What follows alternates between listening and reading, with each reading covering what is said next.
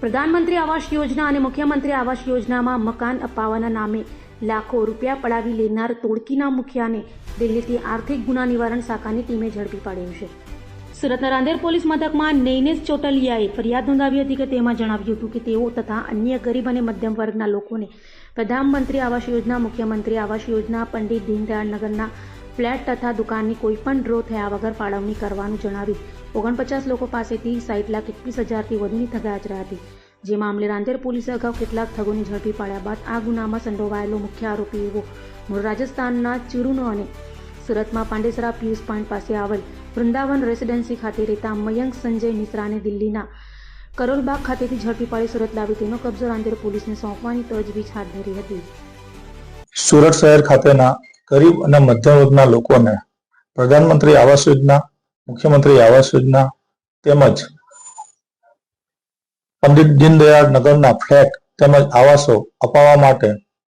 આ કામના આરોપી મયંક સંજય મિશ્રા નાઓ સુરત મહાનગરપાલિકા ખાતે એક સરકારી કર્મચારી હોય અને તેઓ આવાસ યોજનામાં ડ્રો સિસ્ટમથી મકાનો તેમજ દુકાનો અપાવવાનું કામ કરતા હોય, જેથી એક દુકાનની કિંમત આશરે 10 લાખ રૂપિયા, 1 BHK ફ્લેટની કિંમત 6,50,000, 2 BHK ફ્લેટની કિંમત 12 લાખ રૂપિયા, જેઓને ડ્રોના માધ્યમથી શરૂઆતમાં લોકોને વિશ્વાસ અપાવવા માટે સ્ટેટ બેંક ઓફ ઇન્ડિયાના ડિમાન્ડ ડ્રાફ્ટ તેમજ સિક્યુરિટી પેટે ચેક આપેલ, તેમજ બાદમાં પંડિત દીનદયાળ નગર આવાસ યોજના અંતર્ગત પ્રમુખ, ઉપપ્રમુખ તેમજ ખજાનચી નાઓના બોગસ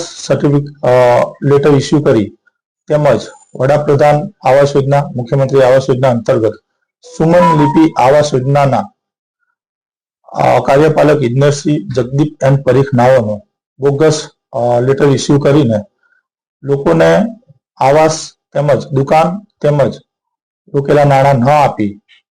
આરોપી પોતાનો મોબાઈલ ફોન બંધ કરી અને નાસી ગયેલો હોય તે સંદર્ભે ગુનો દાખલ કરી સુરત શહેર પોલીસ કમિશનર શ્રી અનુપમસિંહ ગેહલોત નાઓએ આરોપીને પકડી પાડવા માટે સૂચના કરતા સંયુક્ત પોલીસ કમિશનર સાહેબ, ક્રાઇમ સાહેબ, અધિક પોલીસ કમિશનર શ્રી, મદદનીશ પોલીસ કમિશનર શ્રી ક્રાઇમ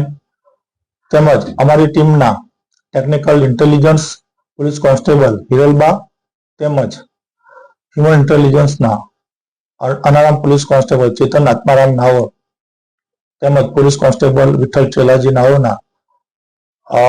આરોપી વિશે વર્કઆઉટ કરી તેનું લોકેશન દિલ્હી ખાતે આવેલ હોય, જેથી તાત્કાલિક ટીમ રવાના કરી ભારે જહેમત બાદ આરોપીને ત્યાંથી પકડી પાડી સુરત ખાતે લાવી નામદાર કોર્ટમાં રજૂ કરી દિન 5ના પોલીસ કસ્ટડી રિમાન્ડ મેળવી આગળની વધુ તપાસ ચાલુ હોય.